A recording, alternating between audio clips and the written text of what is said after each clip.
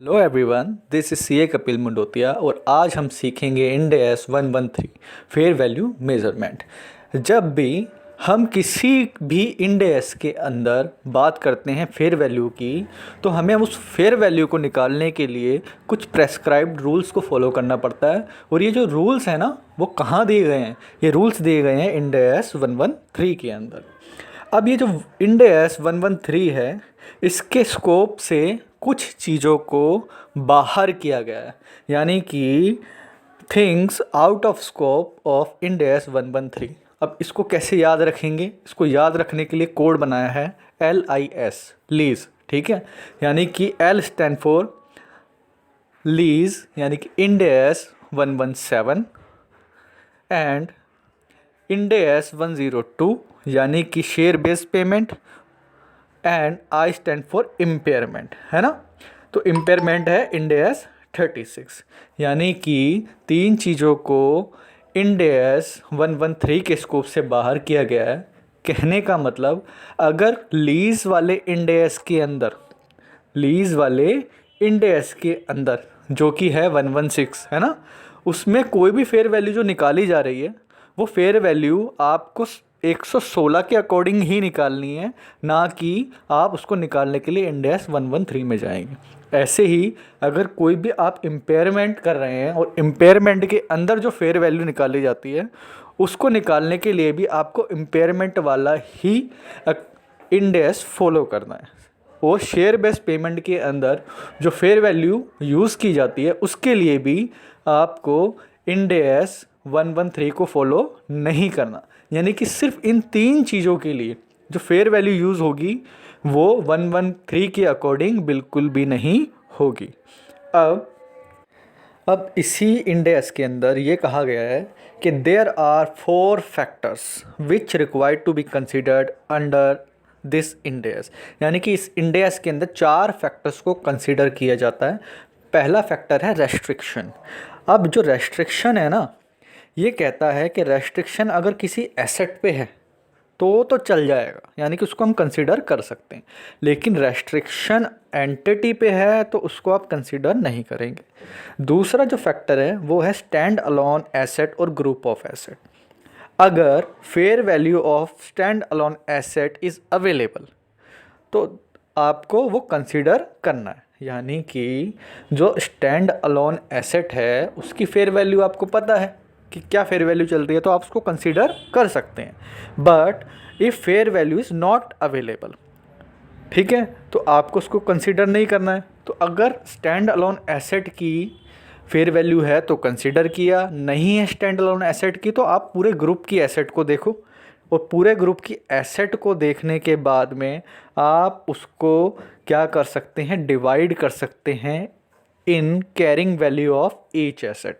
यानी कि एक ग्रुप की पूरे की आपने फेयर वैल्यू देख ली, उस ग्रुप के अंदर जितनी सिंगल एसेट है आप उसको उसकी कैरिंग वैल्यू की रेशो में, मान लीजिए पूरे ग्रुप का हमारे पास फेयर वैल्यू आया 10 लाख रुपए, और इस 10 लाख के अंदर 4 तरीके की एसेट इसमें जुड़ी हुई है। तो आप क्या करो, उन चारों एसेट की कैरिंग वैल्यू देखो और उनकी रेशो निकाल दो, और उस 10 लाख रुपए को उस कैरिंग अमाउंट की रेशो में डिवाइड कर दो, यानी कि डिस्ट्रीब्यूट कर दो। तीसरा फैक्टर है टाइप ऑफ मार्केट्स। क्या है? Type of markets. अब ये मार्केट के अंदर क्या कहा है इसने बोला है मार्केट आपको डिटरमाइन करनी पड़ेगी, आइडेंटिफाई करनी पड़ेगी कि आप कौन सी मार्केट में, आप या तो प्रिंसिपल मार्केट में हैं या मोस्ट एडवांटेजियस मार्केट के अंदर। यानी कि 2 तरीके की मार्केट है हमारे पास में, प्रिंसिपल मार्केट या फिर मोस्ट एडवांटेजियस मार्केट। अब प्रिंसिपल मार्केट से नाम से ही पता चल गया आपको, जहाँ पर वो मार्केट ही उसी तरीके के गुड्स के लिए बनी हुई है।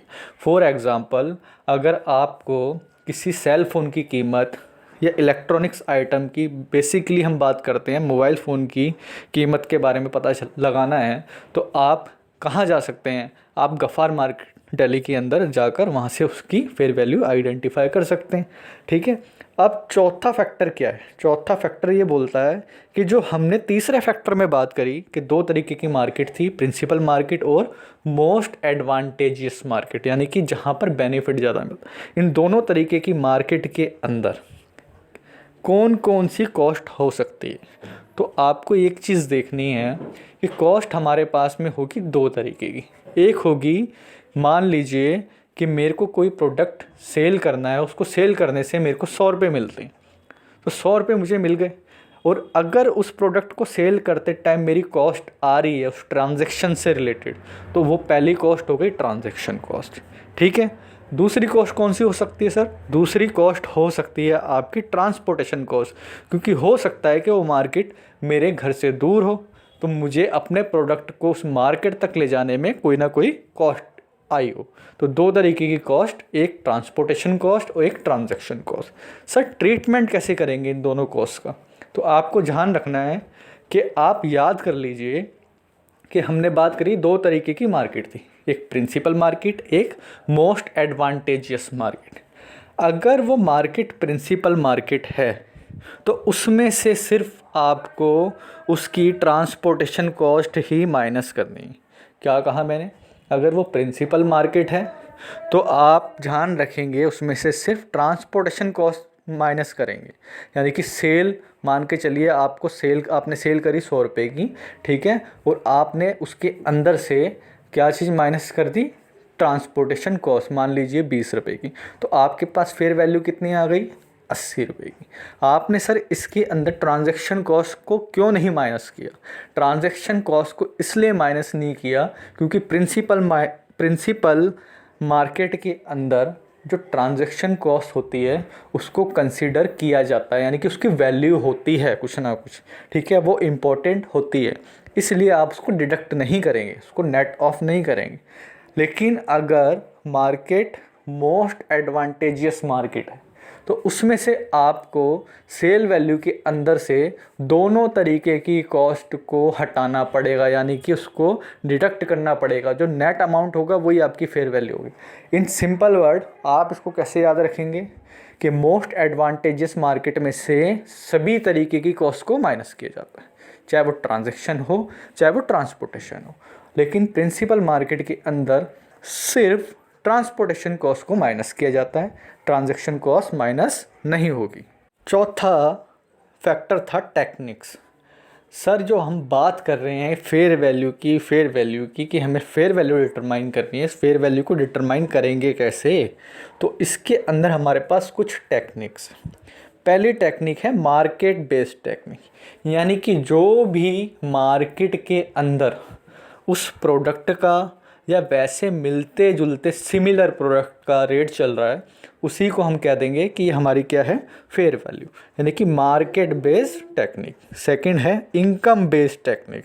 अब इनकम बेस्ड है तो सिंपल सी बात है, हमने एसएफएम में पढ़ा है, जब भी इनकम बेस्ड चीज़ों को हम कैलकुलेट करते हैं तो हम उसको पीवी फैक्टर से कैलकुलेट करते हैं। तो पीवी फैक्टर के लिए हमें क्या चाहिए? कैश फ्लो, यानी कि जितना भी हम मार्केट से अर्न कर सकते हैं इनटू पीवी फैक्टर, यानी कि इनकम बेस्ड टेक्निक। और तीसरा है हमारे पास में रिप्लेसमेंट कॉस्ट टेक्निक। तो रिप्लेसमेंट कॉस्ट टेक्निक का मतलब क्या है? मान लीजिए आज मेरे पास एक मशीन है और वो मशीन को मैं मार्केट से ख़रीदने जाता हूँ वापस से, तो उसको रिप्लेस करने के लिए, यानी कि मेरी पुरानी मशीन को रिप्लेस करने के लिए जो मुझे न्यू मशीन ख़रीदनी पड़ेगी, उसकी जो कॉस्ट है वही क्या है? हमारे पास में रिप्लेसमेंट कॉस्ट हो जाएगी। ठीक है, अब एक बहुत ही इम्पॉर्टेंट कॉन्सेप्ट हम पढ़ने जाएंगे जो एग्ज़ाम के पॉइंट ऑफ व्यू से बहुत ज़्यादा इम्पॉर्टेंट है। और ये कौन सा कॉन्सेप्ट है? ये बोलता है कैसे डिटरमाइन करेंगे हाईएस्ट एंड बेस्ट यूज़। कैसे डिटरमाइन करेंगे कि हाईएस्ट एंड बेस्ट यूज़? तो बोलता है कि सबसे पहले आपको ये देखना है कि आपके पास से कितना अमाउंट गया। किसी भी चीज़ की आपको अगर फेयर वैल्यू निकालनी है ना, तो फेयर वैल्यू निकालने के लिए आपको क्या चीज़ें चेक करनी है? उसका हाईएस्ट एंड बेस्ट यूज़, यानी कि फेयर वैल्यू निकालनी है। हाँ जी सर, निकालनी है। तो आपको क्या करना पड़ेगा, उसका हाईएस्ट एंड बेस्ट यूज़ निकालो। और ये हाईएस्ट एंड बेस्ट यूज़ निकालने के लिए कुछ चीज़ों को आपको कंसिडर करना पड़ेगा। अब कौन सी चीज़ों की कंसिडर करना पड़ेगा सर? पहला है हमारे पास कि आपके पास से कितना अमाउंट गया, यानी कि identify cost to be incurred. दूसरा है आपके पास में कितना अमाउंट आया, यानी कि कितनी आपने रेवेन्यू जनरेट की। तीसरा है लॉ क्या है, यानी कि आपको कौन से लीगल रेगुलेटरी रिक्वायरमेंट्स को या कंप्लाइंसेस को फुलफ़िल करना पड़ेगा। और चौथा है साइज एंड नेचर, यानी कि आइडेंटिफाई करना है आपको कैरेक्टरिस्टिक्स ऑफ द प्रॉपर्टी, यानी कि कितना अमाउंट हमने इनकर्ड किया, खर्चा किया, कितना हमने कमाया, कौन से लॉ के अंदर हमको चीज़ों की कंप्लायंस करनी पड़ेगी, और हमारी प्रॉपर्टी की कैरेक्टरिस्टिक्स यानी कि साइज और नेचर क्या है। अगर ये 4 पॉइंट जिस भी यूज़ के ज़्यादा बेहतरीन होंगे, वही हमारा हाईएस्ट एंड बेस्ट यूज़ होगा। चलिए इसे एक एग्जांपल से समझते हैं। मान लीजिए कि एक जगह पर मैंने क्या करा, एक बिल्डिंग को कंस्ट्रक्ट करा। क्या कहा मैंने कि मैंने एक बिल्डिंग कंस्ट्रक्ट करवाई, ठीक है। और वो बिल्डिंग मैंने कंस्ट्रक्ट करवाई एक ऐसे एरिया के अंदर जहाँ पर हम क्या कर सकते हैं कि ज़्यादातर जो काम चलता है ना, वो काम चलता है किस चीज़ का, वो मॉल्स वगैरह का काम, ठीक है। और हमने जो बिल्डिंग कंस्ट्रक्ट करवाई वो करवाई रेसिडेंशियल पर्पस के लिए। तो अगर मेरे को फेयर वैल्यू निकालनी है तो मुझे उस बिल्डिंग का हाईएस्ट एंड बेस्ट यूज़ देखना पड़ेगा। अब आप एक चीज़ सोचिए, अब अगर मैं देखूं तो मॉल से ज़्यादा पैसा कमा सकता हूं, क्योंकि वहाँ पर बहुत सारे मॉल्स हैं और लोगों की डिमांड ज़्यादा है, वो रेवेन्यू ज़्यादा जनरेट कर रहे हैं। तो मेरे माइंड में क्या चलेगा, मेरे माइंड में चलेगा कि मुझे पहले जो मेरी बिल्डिंग जो बन चुकी है रेसिडेंशियल पर्पस के लिए, उसको मुझे डिमोलिश करना पड़ेगा, तो उस पर मेरी कॉस्ट इनकर्ड होगी, ठीक है। उसके बाद में मुझे वापस से मॉल कंस्ट्रक्ट करना पड़ेगा और पैसा लगेगा। देन थर्ड केस के अंदर मेरे पास रिवेन्यू जनरेट होगा, ठीक है। और मुझे कुछ लीगल कंप्लायंसेस भी फॉलो करने पड़ेंगे, ठीक है। और जो मैं मॉल बना रहा हूँ उसका साइज़ क्या होगा, कितना बड़ा होगा। लास्ट में हम देखेंगे इसकी कॉस्ट बेनिफिट एनालिसिस, यानी कि अगर मेरा जो रिवेन्यू है वो मॉल बनाने से ज़्यादा हो जाता है, मान के चलिए जो अब अगर मैं मॉल बनाता हूँ सारी चीज़ें करने के बाद में, उससे मेरे को रिवेन्यू जनरेट होता है 10 करोड़ रुपए, ठीक है। और अगर मैं एज इट इज़ यानी कि इस रेसिडेंशियल प्रॉपर्टी को रेसिडेंशियल पर्पस के लिए देता हूँ, तो मेरा जो रिवेन्यू है वो आता है 7 करोड़ रुपए। तो 10 करोड़ रुपए ज़्यादा है, इसलिए हाईएस्ट एंड बेस्ट यूज़ क्या होगा कि मैं अपनी प्रॉपर्टी को कन्वर्ट करवा दूँ इन मॉल्स, ठीक है। अब एक कॉन्सेप्ट हम और पढ़ेंगे इसमें, लेवल ऑफ हिरार्की। इतना इम्पॉर्टेंट कॉन्सेप्ट है पेपर के लिए, आपको डायरेक्ट क्वेश्चन पूछ सकता है थ्योरेटिकल। तो ये बोलता है कि जैसे अभी मैंने थोड़ी देर पहले बात करी कि हमारे पास मार्केट बेस्ड टेक्निक थी, जिसमें हम क्या करते थे कि जो मार्केट में सिमिलर एसेट है उसका अमाउंट ले लेते थे। लेकिन इतना आसान नहीं है इसको कैलकुलेट करना। तो बोलता उसको कैलकुलेट कैसे करेंगे, उसको कैलकुलेट करेंगे लेवल ऑफ हिरार्की के अकॉर्डिंग।